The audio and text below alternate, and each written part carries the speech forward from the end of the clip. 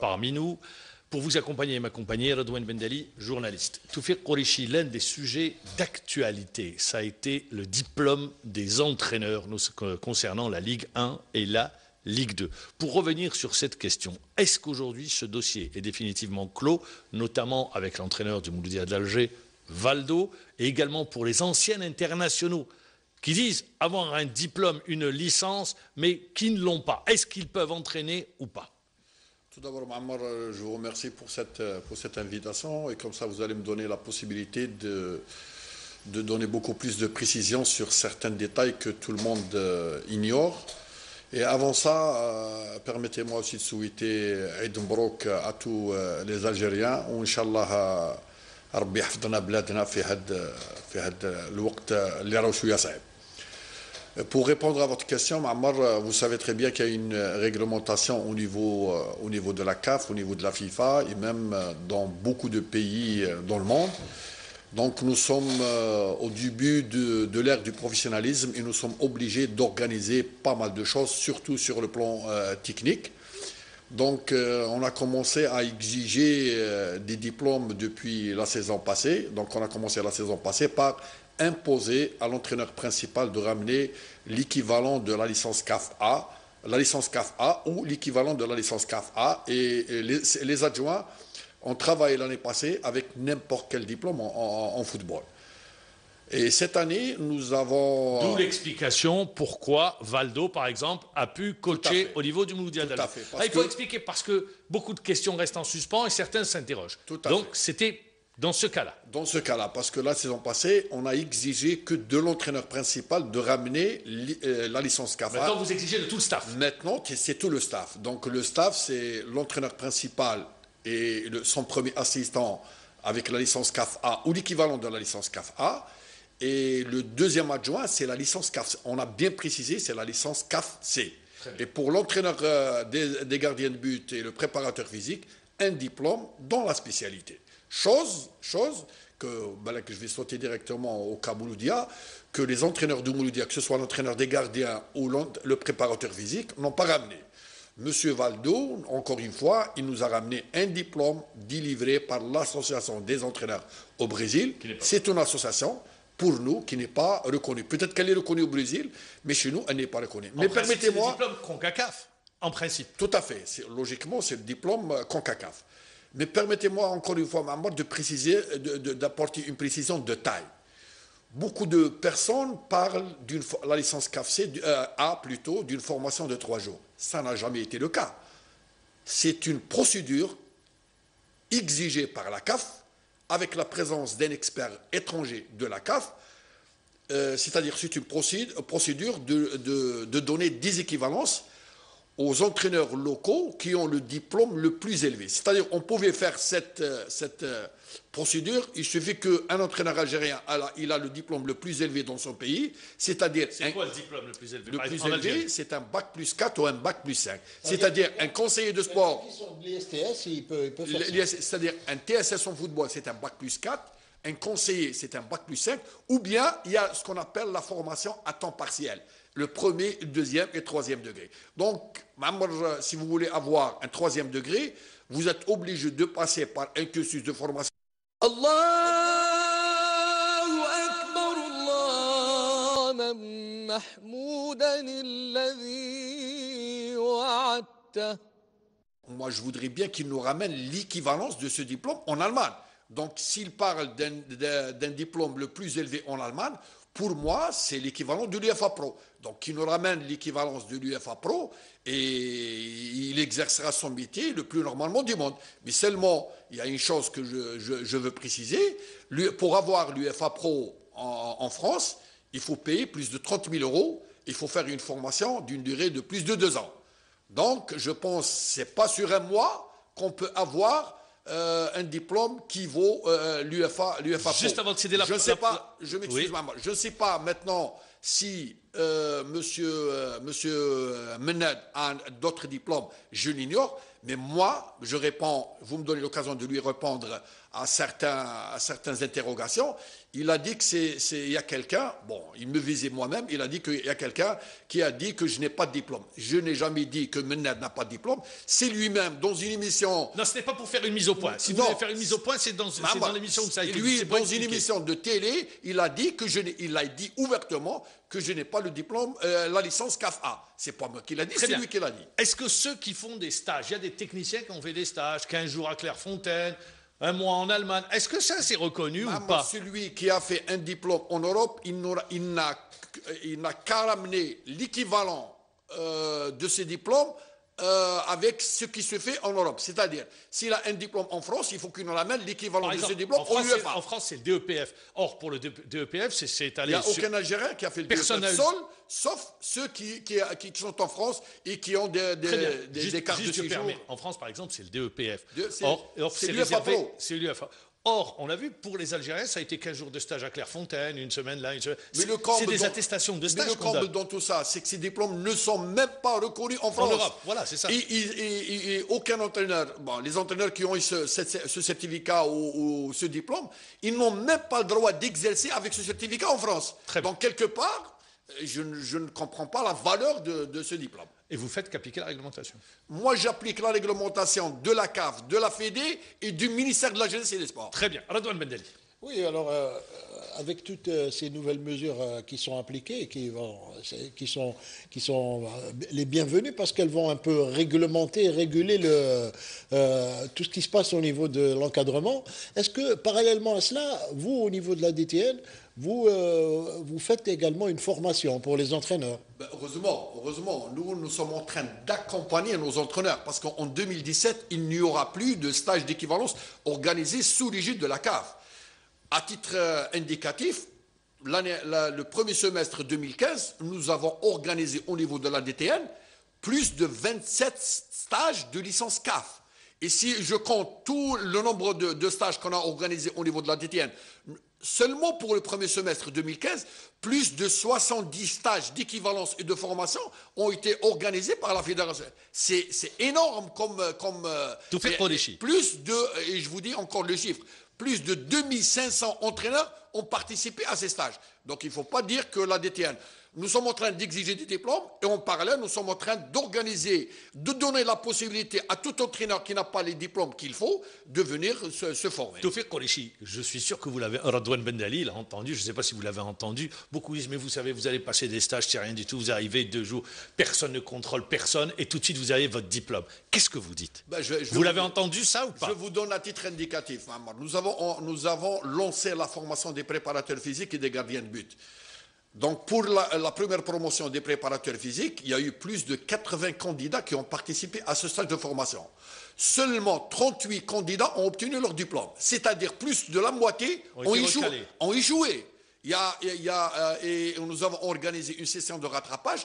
Il n'y a eu qu'une douzaine de personnes qui ont eu la possibilité d'obtenir ce diplôme. Le reste, c'est des gens qui ont échoué. Ils n'ont pas eu leur diplôme. Je ne vais pas vous demander les noms, mais c'est des entraîneurs qui étaient en exercice reconnus? Bien sûr, il y a des entraîneurs qui étaient en exercice même en division 1 et qui n'ont pas eu leur diplôme. Ça, peut-être, je ne peux pas justifier le pourquoi de la chose, mais je peux vous dire qu'il y a un examen final à la fin du cursus de formation. Et donc, ce n'est pas juste l'acte de présence? Non, l'acte de présence, il est pour les équivalences. L'équivalence, il a déjà, est-ce qu'on a, pour la licence CAF, CAF-C ou BOA, la CAF, qu'est-ce qu'elle dit? C'est un document de reconnaissance. Quand je dis les équivalences, peut-être que je me suis mal exprimé, il ne suffit pas de venir, d'assister et le diplôme vous est délivré. Non, il y a un cursus de formation, il y a un contenu de formation, il y a un examen final. Mais pour les équivalences, c'est un acte de présence.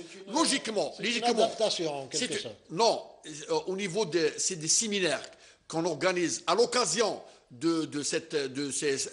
pour donner les équivalences aux entraîneurs, pour expliquer le système des équivalences et de la formation CAF, et puis on leur donnera la licence CAF. On l'a très bien compris, on ne va pas s'éterniser sur ce sujet. Parlons des formateurs. Tout le monde a été touché. Là, j'ouvre une parenthèse pour revenir sur un aspect. Aujourd'hui, on ne doit pas inverser la pyramide. Un joueur a fauté, c'est le cas Belaïli, il a fauté pour avoir pris une substance interdite. Il est anormal aujourd'hui qu'on vienne et qu'on veut créer disons-le, une campagne de solidarité. Accompagner Belaïli? Oui. L'aider psychologiquement? Oui. Tout faire pour le ramener à son meilleur niveau? Oui. Mais applaudir des deux mains et en faire un héros national, là, non. Je pense qu'on est en train de fonctionner tout simplement, de marcher la tête à l'envers. Arrêtons, stop, on ne peut pas continuer. Maradona a été condamné à l'échelle planétaire. Moutou, le joueur qui évolue à Chelsea, a été condamné à l'échelle planétaire. Et Belaïli, voilà qu'on décide subitement d'en faire un héros national. Il a consommé un produit interdit, et ça ne reste pas un modèle pour les jeunes. À partir de là, il est inadmissible ces concerts de solidarité ou ces matchs de solidarité qu'on veut organiser ici et là. Ce n'est pas ça le modèle qui doit être montré aux jeunes. Bien au contraire, c'est des joueurs qui ont réussi. Je referme la parenthèse pour me tourner vers vous, justement, l'entraîneur. Qu'est-ce que vous dites concernant Belaïli? Quand vous voyez on parle de campagne de solidarité, comme si qu'il était victime. On parle de complot. Bon, je pense qu'il est un peu victime de la société. Très bien. Victime de la société, et c'est une erreur de jeunesse. Je pense qu'il va tirer le leçon. Il a payé. Il a payé. Donc c'est une erreur de jeunesse. Mais en faire un héros national? Non, pas du tout. Moi, j'aurais aimé que ces organisateurs qui ont organisé un tournoi dans une région du pays. À l'ouest, il faut dire les choses clairement. Ils auraient dû penser à organiser une conférence de sensibilisation pour sensibiliser un peu et ramener un nombre important de joueurs pour les sensibiliser, ramener des gens je ne sais pas, les gens qui sont spécialistes dans la lutte ramener surtout les jeunes, des jeunes catégories qui viennent. Moi, j'irai loin, Redouane, j'aurais aimé, et je souhaiterais que dans les prochains jours, il va y avoir des séminaires où on va ramener des spécialistes sur le plan juridique, sur le plan médical, sur le plan sportif, et ramener aussi les joueurs de la Ligue 1 et la Ligue 2 professionnelle. Parce que, comme il l'a dit, mon ami le doyen des entraîneurs, c'est dit hier sur la chaîne 3, il a dit que c'est loin d'aller vers les jeunes maintenant. Il y a une population qu'on doit prendre en charge directement, maintenant, avant que ça soit trop tard. Mais tout en faisant un travail en parallèle avec les jeunes. Ça ne peut pas être un modèle. Bien sûr, ça ne peut pas être un modèle. Mais on ne peut pas le condamner. Moi, c'est une erreur de jeunesse. Le bon Dieu... il a payé. Bien sûr, il a payé, mais ce n'est pas le modèle qu'on doit suivre, mais il ne faut pas aussi trop le condamner. Est-ce qu'il ne faut pas préparer également les jeunes aujourd'hui, les jeunes footballeurs, le footballeur de demain, justement, à le préparer d'ores et déjà à la vie professionnelle, notamment à son contact avec l'argent? C'est ce que j'allais dire. Il faut préparer nos joueurs déjà à gérer ces sommes faramineuses qui gagnent du football. Donc, c'est des gens qui ne sont pas conseillés, qui ne sont pas encadrés, qui ne sont pas orientés. Donc, un jeune de 23 ans, quand il gagne énormément d'argent, c'est un peu de la folie. Il se fait avec son argent. Donc, quand on voit des joueurs professionnels en France, je prends le cas, quand une fois il a dit que je me suis privé de prendre des frites, durant toute ma carrière, ça veut dire beaucoup de choses. Et les frites, qu'est-ce que c'est que les frites par rapport à... ça, c'est rien du tout. Hein, des frites... Donc, c'est l'hygiène de vie. Donc, il veut préserver sa forme, préserver son poids, préserver son corps pour une meilleure performance. Donc là, nous sommes en train de consommer des choses prohibées, des choses qui sont néfastes pour la santé tout d'abord, et non pas et puis pour la performance et la suite et l'ampleur que ça va prendre un truc pareil et qui peut être nuisible même pour notre jeunesse. Redouane Bendali, je me tourne vers vous, parler de complot aujourd'hui. Est-ce que c'est sérieux? Je crois que c'est un peu une manière d'éluder la question, de biaiser un peu le problème, parce que bon, le joueur lui-même a reconnu... Il a reconnu devant la commission. Et le meilleur service qu'on puisse lui rendre, c'est de lui faire il faut qu'il digère bien cette expérience et qu'il retienne la leçon. Et surtout, lui, il peut faire une campagne, au lieu que ce soit les autres. Lui, il peut faire une campagne et aller vers les jeunes et leur dire, et leur raconter ce qu'il a fait et leur dire, voilà, il ne faut plus que je refasse des choses comme ça. Et il faut que vous compreniez ce qui m'est arrivé. Lui, il devrait faire une campagne, pas les autres. Très bien. Ça, c'est concernant le volet formation. Alors, je me tourne vers vous également. aujourd'hui, les jeunes vont revenir, et les Olympiques qui vont aller chercher une qualification, rappelons-le, dans un tournoi qui va se dérouler au Sénégal. Pendant un moment, on n'a plus participé dans les jeunes catégories. Aujourd'hui, Nourdine Qureshi, Tawfiq Qureshi, pardon, je ne sais pas pourquoi j'ai dit Nourdine Qureshi. Tawfiq Qureshi, aujourd'hui. Alors, comment avoir, c'est une question que je pose à chaque fois au DTN, comment faire pour avoir des joueurs de talent, des joueurs doués, avoir une génération comme celle des années 80, produite ici? Bon, la génération des années 80... Sans faire de comparaison, comment avoir des footballeurs de talent, une génération Tout à l'heure, moi je dis que la première des choses, c'est que les clubs ont une grande part de responsabilité dans la formation des jeunes. On peut faire beaucoup de choses, et d'ailleurs, au niveau de la Fédé, nous sommes en train de travailler presque, je dis presque, de la même manière que certaines fédérations en Europe. On a tous les moyens, on a toutes les possibilités et les connaissances de travailler de la même manière.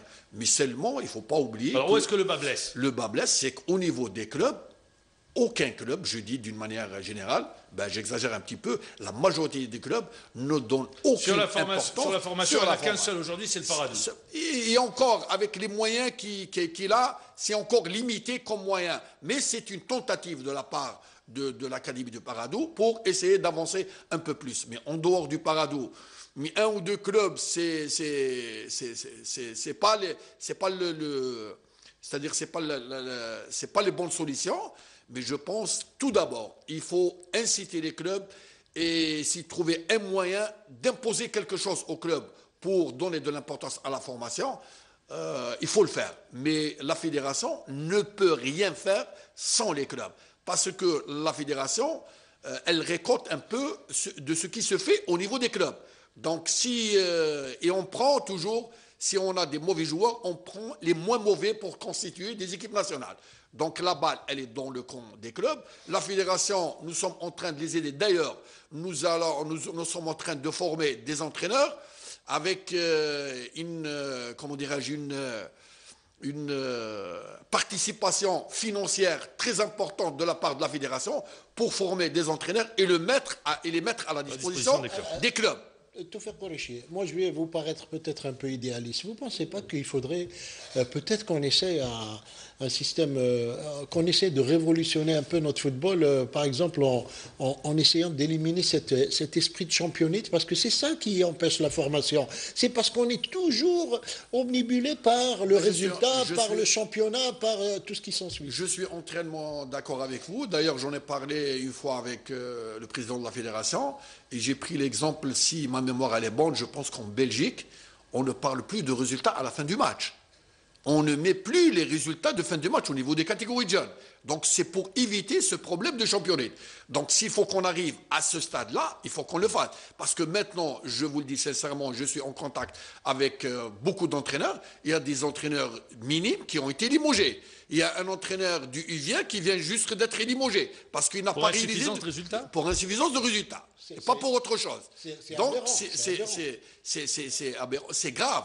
Et même le recrutement des entraîneurs. Maintenant, nous sommes en train d'imposer au niveau de la Ligue 1 et la Ligue 2 de ramener des entraîneurs qui ont la licence CAF A. Il y a des entraîneurs, il y a des clubs qui sont en train de jouer sur la réglementation et de ramener d'autres entraîneurs tout en respectant la réglementation, des entraîneurs qui n'ont pas, c'est des prétendants qui n'ont pas les diplômes qu'il faut. Donc pour quel but et quel objectif quand on ramène un entraîneur qui n'est pas à la hauteur de former des joueurs. Donc quelque part, on ne pense qu'à ramener qu'au résultat de l'équipe senior et au niveau des jeunes, croyez-moi que c'est le bazar. Vous dites aujourd'hui c'est le bazar concernant les jeunes, sur les plateaux qui sont organisés, sur les échos qui vous reviennent dans les jeunes catégories. Il y a de la qualité aujourd'hui? Bon, il y a la qualité à l'état brut. Oui. Quand on prend des jeunes à l'âge de 13 et 14 ans, quand on les compare par rapport aux jeunes en France, croyez-moi qu'il n'y a pas une grande différence. Alors qu'est-ce que c'est le passage? Bien sûr, peut-être que sur le plan purement technique, nous avons des jeunes de 12 à 13 ans qui sont meilleurs que certains Français à cet âge-là. Tawfiq Qureshi, quand on regarde le championnat, par exemple, les éléments qu'on retire, par exemple dans les duels, les 1 contre 1, C'est fini, les dribbles, c'est fini, on ne voit plus Bien ça. sûr, maintenant c'est un jeu collectif. Non, mais on ne voit plus ça. Même les 1 contre 1 pour débloquer des situations. Par exemple, quand on regarde ailleurs, on voit les tentatives chez nous. Ça, on ne le voit plus. Dans le Parce que championnat. maintenant, même au niveau des minimes et des cadets, les joueurs sont stéréotypés. Donc l'entraîneur, c'est presque lui qui joue sur le terrain. Pourquoi ? Avec la crainte de perdre un match et d'être limogé, même en minime. Donc le joueur, on ne laisse pas le joueur s'exprimer, même s'il va faire des bêtises sur le terrain, on ne le laisse pas s'exprimer. On le guide. On dirait qu'il est guidé du début du match jusqu'à... Il faut qu'il joue comme l'entraîneur le veut. Et pas, et des fois, on laisse certains joueurs... Vous me tendez la perche là pour vous poser une question qui me taraude l'esprit. Aujourd'hui, quand on voit l'entraîneur national réunir tous les entraîneurs et vouloir appliquer un système uniforme de 4-4-2 dans le football algérien, est-ce que vous ne pensez pas que ça aussi, ça va un peu figer notre football? Ça va empêcher l'éclosion de talents? Non, ça n'a jamais été le cas. Peut-être beaucoup de personnes ont parlé de ça, mais ça n'a jamais été le cas. Moi, je l'ai lu dans la presse, en tout cas. Ça n'a jamais été le cas. Moi, j'ai assisté aux réunions que M. Kourkouf a organisées avec les entraîneurs. Ça n'a jamais été le cas. Alors, c'était quoi? M. Kourkouf, c'était des réunions de coordination et de débat et d'échange d'idées dans la prise en charge des joueurs locaux au niveau des clubs. Comment on les prend en charge? Quels sont les problèmes des clubs pour une bonne prise en charge des joueurs? Il n'a jamais été question de système de jeu. Jamais. Il a expliqué son système de jeu.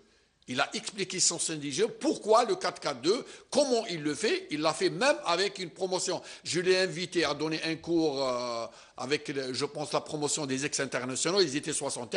Les joueurs peuvent en témoigner, les ex-internationaux. Il a expliqué son système de jeu, comment il travaille. Il aurait aimé aussi, et tout entraîneur l'aurait fait, il aurait aimé que certains joueurs qui sont convoqués en équipe nationale, ils jouent dans le club au même poste qu'il joue au niveau de l'équipe nationale. Mais on ne peut pas imposer un système de jeu d'une équipe nationale à l'ensemble des clubs. Ça a été beaucoup plus... il a expliqué son système de jeu et aussi il aurait aimé que certains joueurs qui évoluent en équipe nationale jouent dans le même poste au niveau de leur club. On ne peut pas trouver un exemple qui joue arrière latéral gauche et l'utilise dans l'axe du terrain, au niveau l'axe central. Donc, quelque part, il y a... Dans le même sens, il est aujourd'hui DEN chargé des différentes équipes nationales. C'est ça. Tout à fait. Il est chargé, et au niveau de l'équipe nationale, c'est tout à fait... Il faut qu'on aille ce qu'on appelle un projet de jeu. Donc, il ne faut pas qu'un joueur, au niveau des U17, il joue avec une manière, et quand il passe en U20 avec une autre manière, en U23, et arriver à c'est uniformiser sur les différents... Uniformiser la manière de jouer. Ça, c'est faisable au niveau des équipes nationales. Et c'est faisable aussi au niveau des clubs. Pourquoi ils ne le font pas au niveau des clubs? Et comme ça, quand un jeune arrive en équipe senior, on aura gagné beaucoup de temps. Et j'ouvre une parenthèse, Mamar. Pourquoi certains de nos compatriotes qui jouent dans notre championnat, quelque part, ils dominent un peu le joueur local? Parce qu'ils ont une formation sur le plan tactique qui leur permet de s'imposer et de s'adapter à n'importe quelle difficulté tactique sur le terrain parce qu'ils ont une base de formation. Le problème, c'est qu'au niveau de nos clubs, il y a très rarement des joueurs qui viennent de minimes qui arrivent en senior. On recrute tellement de joueurs dans les clubs algériens, dans notre championnat, vous le savez. Non, parce qu'il n'y a plus de formation. Moi, je me souviens, à l'époque, quand j'étais à l'USMA, moi, j'étais de 83 à 90 à l'USMA d'Alger. Il y a des joueurs, et je peux citer les noms, qui ont commencé minime et qui ont terminé senior. À l'exemple de Rahim, Moussouni. Bon, c'était... Ça, c'est la génération d'avant. C'est Rahim, Moussouni, je prends Boudi, Gerabi. Tawfiq Qorichi, pour avancer, vous dites aujourd'hui, c'est d'avoir un même projet de jeu pour les différentes sélections. C'est-à-dire, en d'autres termes, Gourcuff, à chaque stage, il est avec les entraîneurs? Non, impossible. D'accord. Donc, il y a des rencontres avec les sélectionneurs nationaux des autres catégories. Il y a une orientation. Ils ont une marge de liberté. Mais il y a une orientation. On essaye de travailler dans le même sens. Très bien. Rappelons qu'également, tout prochainement, vous devez aller en France pour rencontrer les responsables de la DTN dans le cadre de la coopération. Ça, on reviendra avec vous, on vous retrouvera justement sur ce projet. Rappelons que la France, aujourd'hui, est l'une des meilleures écoles en matière de formation, avec les Espagnols également et les Allemands, sans oublier. Merci, Tawfiq Qorichi.